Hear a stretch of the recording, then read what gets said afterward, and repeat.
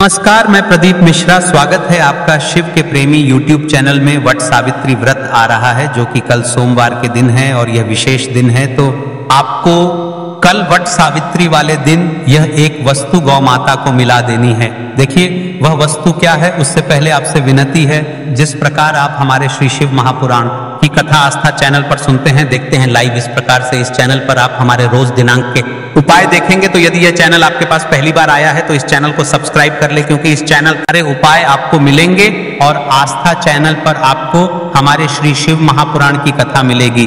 तो विशेषकर मेरी माता बहनों से निवेदन है कि कल यानी कि 26 में वट सावित्री व्रत वाले दिन यह एक विशेष वास्तु आपको गौ माता को मिला देनी है और तुलसी की सूखी लकड़ी वाला उपाय करना है। देखिए आपने बहुत सारे उपाय देखे होंगे जिसमें आपको तुलसी की लकड़ी का उपाय बताते हैं, लेकिन यह उपाय कुछ अलग है, कुछ नई विधि से है। यह उपाय को जो भी व्यक्ति इस उपाय को करता है उसकी मनोकामना अवश्य पूर्ण होती है। जो भी इच्छा, जो कामना हो, देखिए मेरी माता बहनें तो वट सावित्री व्रत अवश्य करेगी, तो उनसे निवेदन है कि है तुलसी की सूखी लकड़ी वाला उपाय भी कर लेना। सरल सा उपाय है, कुछ नहीं करना है आपको। कल के ही दिन इस उपाय को तुलसी माता के समक्ष करना है। यदि आप इस उपाय को नहीं कर सकते हैं फिर भी कोई दिक्कत वाली बात नहीं है। मात्र एक लंबी बत्ती का दीपक माता तुलसी के समक्ष प्रदोष काल में लगा देना, और यदि आप इस उपाय को करने के लिए सक्षम हैं तो आपकी जो भी मनोकामना है, जो भी विश, जो भी इच्छा है, बेटे की सरकारी चाहते हैं या फिर व्यापार में वृद्धि चाहते हैं, कोई नया व्यापार शुरू किया है या फिर आपके परिवार में किसी ने शुरू किया है, या फिर आपको ऐसा लगता है कि आपके जीवन में बहुत ही ज्यादा दुख कष्ट है, तो आपको कल 26 मई ज्येष्ठ महीने की सोमवार वट सावित्री व्रत, देखिए यह व्रत इतना खास क्यों माना जाता है, क्योंकि यह व्रत पर माताएं अपने सुहाग के लिए और अपने बच्चों के उज्जवल भविष्य के लिए है व्रत रखती है। यदि यह एक तुलसी की लकड़ी वाला उपाय है, शिव मंदिर में कर लिया जाए तो वट सावित्री व्रत का 10 गुना फल प्राप्त, क्योंकि यह शिव मंदिर में उपाय किया जाएगा जो भी तुलसी की सूखी लकड़ी का है। देखिए हम आपको वीडियो के अंतिम में कुछ ऐसी बातें भी बताने वाले हैं जो आपको आज तक किसी ने नहीं बताई है, और विशेषकर मेरी माता और बहनों से निवेदन है कि हम अब ऐसे उपाय बताने वाले हैं जो श्री शिव महापुराण की कथा में गुप्त थे।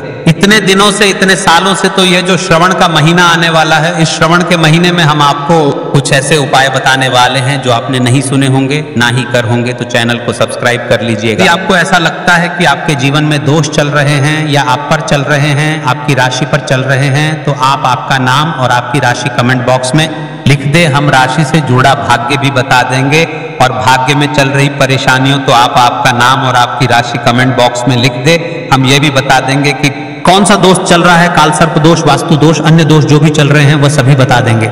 देखिए उपाय को स्टार्ट करने से पहले आपसे एक विनती है कि जब आप कल वट सावित्री व्रत वाले दिन इसे को करेंगे, यानी कि कल 26 में सोमवार के दिन आप इस व्रत को करेंगे, तो आपसे विशेषकर निवेदन है कि आप शिव मंदिर में जाने के बाद, विशेषकर मेरी माताएं, इस यह गलती ना करें। आपने यदि कोई पूजा की सामग्री भूल गए हैं तो दूसरी माता को ना कहे, ओ जीजी अपने बेलपत्र लाए हो क्या, ओ जीजी अपने चंदन लाए हो क्या, थोड़ा सा दे दो, मिलना भूल गई। इस प्रकार से यह गलती ना करना है। अगर कोई वस्तु किसी कारणवश भूल जाते हैं तो कोई दिक्कत वाली बात नहीं है। तो चलिए कल इसमें वट सावित्री व्रत सोमवार के दिन आपको किस प्रकार इस उपाय को करना है, तो उपाय की ओर चल देते हैं। देखिए हम जो उपाय बताते हैं वह सभी खास होते हैं। तो आपको सबसे पहले हम बताएंगे श्री हरि विष्णु को प्रसन्न करने का उपाय, क्योंकि श्री हरि विष्णु प्रसन्न होंगे तो माता लक्ष्मी प्रसन्न होगी। माता लक्ष्मी प्रसन्न होगी तो आपके घर में सुख समृद्धि बनी रहेगी। फिर उसके बाद हम आपको शिव जी को प्रसन्न करने के उपाय बताएंगे, और किस प्रकार आपकी मनोकामना पूर्ण होगी यह भी बताएंगे, और वीडियो के अंतिम तक बने रहेगा। आपको हम एक विशेष बात बताएंगे जो आज तक आपको किसी ने नहीं बताई होगी। अब आज की वीडियो में जो उपाय आपको बताने जा रहे हैं, वट सावित्री यानी सोमवार के दिन जीवन में आप खुद अपने सौभाग्य को प्राप्त कर लेते हैं इस छोटे से उपाय को करके। तो देखिए सबसे पहले बात कर लेते हैं कि जो माँ तुलसी हैं, इनके बिना श्री हरि विष्णु का पूजन और श्री हरि विष्णु का भोग दोनों ही अधूरे हैं ना। कितनी टहनियां लेंगे, 7 टहनियां लेंगे, थोड़ा सा मौली धागा आपको लेना है, और सातों तुलसी की सूखी लकड़ी को एक के अंदर एक यानी गट्ठा टाइप का बनाना है और उसको बांध देना है। ठीक है ना, सारी तुलसी की लकड़ियों को इकट्ठा करना है और मौली से बांध देना है। बांध देंगे कलावा लपेट कर। अब आपको क्या करना है, रोली का तिलक इस तुलसी की सूखी लकड़ी पर आपको करना है। रोली का तिलक करेंगे। अगर चंदन है तो थोड़ा सा चंदन लगा दीजिए। अब ये तुलसी की जो सूखी लकड़ी है ये आपको थोड़ी देर अपने घर के मंदिर में रखनी है। श्री हरि विष्णु के सामने और एक देसी घी का दीपक आपको श्री हरि विष्णु के सामने लगाना है। दीपक गोल बाती का लगाएंगे और उसमें एक चुटकी पिसी हुई हल्दी डाल देंगे, ठीक है ना। श्री हरि विष्णु को हल्दी बहुत प्रिय है। दीपक लगा देंगे, थोड़ी वो जो तुलसी की लकड़ियां हैं उनको ऐसे ही रखा रहने देंगे, तिलक कर देंगे। अब थोड़ी देर बाद आपको क्या करना है, तुलसी की वह जो सूखी लकड़ियां आपने बांधी थी कलाबे से, मौली धागे से, अब आपको उन्हें उठाना है। एक छोटे से लाल कपड़े में आप इसको रख लीजिए, ठीक है ना। लाल कपड़े में रख लीजिए, पीला कपड़ा हो तो पीले कपड़े में रख लीजिए। रखने के बाद आपको क्या करना है, इसकी पोटली टाइप की बना देनी है। धागे से लपेट कर मौली धागे से ही पोटली बना लीजिए, आराम से बंध जाती है। अब इस पोटली को आपको कहाँ रखना है, इसे आपको अपने घर के अंदर की तरफ, बाहर की तरफ नहीं, अंदर की तरफ, मुख्य द्वार पर अंदर की तरफ टांग दीजिए और माँ लक्ष्मी का ध्यान करिए, श्री हरि विष्णु का ध्यान करिए। उनसे प्रार्थना करिए कि हे धन की देवी माँ लक्ष्मी, आप मेरे घर में पधारिए और अपनी कृपा मुझ पर बरसाइए। इस तरह से आपको प्रार्थना करनी है और मंत्र बोलना है। ओम नमो भगवते वासुदेवाय नमः 11 बार ये मंत्र बोलना है। दीपक आपको जिस दिन भी उपाय कर रहे हैं अपने घर के मुख्य द्वार पर प्रज्वलित करना है। चौमुखी दीपक यानी 4 बाती का दीपक लगाएंगे और थोड़ी सी हल्दी उस दीपक में भी डाल देंगे। मुख्य द्वार पर दीपक बाहर की तरफ लगाना है, सीधे हाथ पर, ठीक है ना। ये उपाय वैशाख में आप करिए और देखिए कि कैसे आप महाकरोड़पति बनते हैं, कैसे आपके पास पैसा आता है और कैसे आपके पास पैसा रुकता है। तो ये वही उपाय है जो रातों रात आपके भाग्य को चमकाएगा और आपको नहीं बनाएगा। छोटा सा उपाय आपको महाकरोड़पति बना देगा अगर सच्ची श्रद्धा से आपने इस उपाय को कर लिया। साथ ही साथ वैशाख के महीने में अगर कोई जूते का दान कर देता है, जूते चप्पलों का कोई दान कर दे इस माह में, तो समझ लीजिए उसे हर वह वस्तु मिलती है जिसकी वह कल्पना करता है, जिसकी है। तो ये तो गेस्ट का महीना चल रहा है और वट सावित्री अमावस्या भी है। यदि उसे दिन कोई व्यक्ति यदि एक चावल के दाने का उपाय भी करता है ना, तो एक प्रकार से उसके जीवन के सारे रोग समाप्त हो जाते हैं। आपने अगर कुछ ऐसा सोचा है कि हाँ मुझे यह वस्तु या मुझे यह चीज मिल जाए, मेरी यह इच्छा पूरी हो जाए, आपकी कोई भी इच्छा अधूरी है, पूरी नहीं हो रही, तो वैशाख माह में आप चाहे एक व्यक्ति को दान करें, जूते या चप्पल का दान जरूर करिए, जल का दान इस माह में करिए और फिर कि आपका भाग्य कैसे आपका साथ देता है और कैसे आप अपने जीवन में आगे बढ़ते चले जाते हैं। तो बहुत अच्छे से उपाय आपको बताया है। अब हम बात करते हैं दूसरे विशेष उपाय ई की। देखिए यह उपाय भी आपको तुलसी जी के पौधे के वहां पर करना है। आपके भाग्य का उदय करने के लिए आपके घर में धन सम परेशानियां हैं, कर्ज की समस्या अगर दिन पर दिन बढ़ती जा रही है, खत्म नहीं हो रही है, बहुत ज्यादा परेशानियां हैं, तो आपको यह उपाय करना चाहिए। देखो करना क्या है, बहुत ध्यान से समझना। आपको मात्र तांबे के पात्र जल लेना है, उस जल के अंदर एक चुटकी आपको हल्दी मिला देनी है, ठीक है। और साथ में लेना है एक कमल गट्टा। ये केवल उपाय गुरुवार चैत्र नवरात्रि के दिन करना। अगर आपको ऐसा लगता है कि आपके जीवन में अष्टलक्ष्मी का वास नहीं है, भाग्य का साथ आपको नहीं मिल पा रहा है, तो आप यह उपाय शनिवार के दिन कर सकते हैं, गुरुवार के दिन भी कर सकते हैं, ठीक है। शनिवार और गुरुवार दोनों दिन आप यह उपाय कर सकते हैं। देखो करना क्या है, इस टाइम के पात्र के अंदर हल्दी डाली और एक कमल गट्टा। अब आपको तुलसी जी के वहां पर जाना है।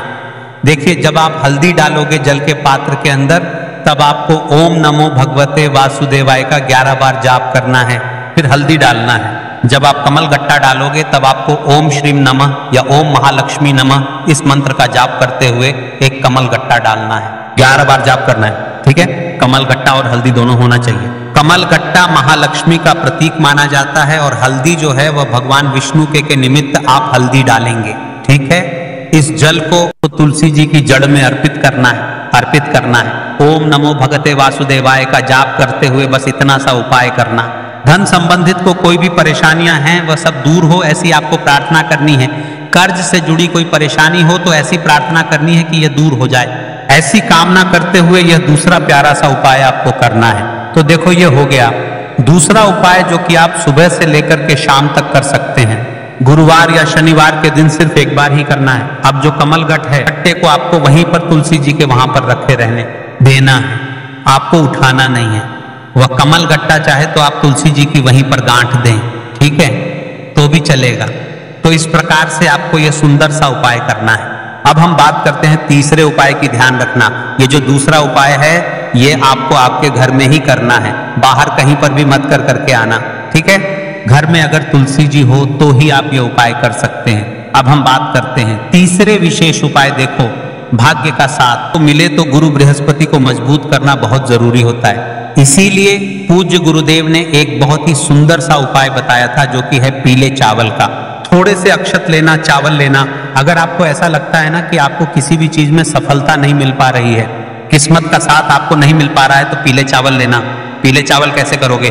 11 चावल लेना साबुत, उसके अंदर पीली जो पीला चंदन है वो आपको मिला देना है और चावल को पीला रंग कर देना है, ठीक है। साथ में लेना है एक बेलपत्र और साथ है तांबे के पात्र के अंदर जल, ठीक है। यह तीनों सामग्री लेकर के रात्रि तक जब आपकी इच्छा हो तब आप यह उपाय कर सकते हैं। अब आपको क्या करना है? भगवान शिव के मंदिर में जाएंगे, जो एक अशोक सुंदर वाले स्थान पर आपको अर्पित करना है। डंडे का हिस्सा जलाधारी की तरफ हो चाहिए, उस प्रकार से आपको यह बेलपत्र अर्पित करना है। जब बेलपत्र अर्पित करोगे तब आपको कुंदकेश्वर महादेव का नाम लेना है, माता अशोक सुंदरी वाले स्थान पर, ठीक है। अब जो चावल के दाने हैं, जो अक्षत लेकर के आए हैं, वह भगवान शिव के शिवलिंग पर आपको अर्पित करना है। जब आप अर्पित करोगे तब आपको बृहस्पति शबर महादेव का नाम लेना है। बृहस्पति शबर महादेव ही एक ऐसे महादेव हैं जो आपके गुरु ग्रह को मजबूत करता है। तो आपको इस प्रकार से अर्पित करना है और अंत में एक लोटा जल धीरे धीरे पतले दरा से बृहस्पति शबर महादेव का स्मरण करते हुए या श्री शिवाय नमस्तुभयम का जाप करते हुए आप अर्पित करें। यह मात्र केवल और केवल गुरुवार के दिन किया जाता है। हमको इस उपाय को वट सावित्री वाले दिन करना है।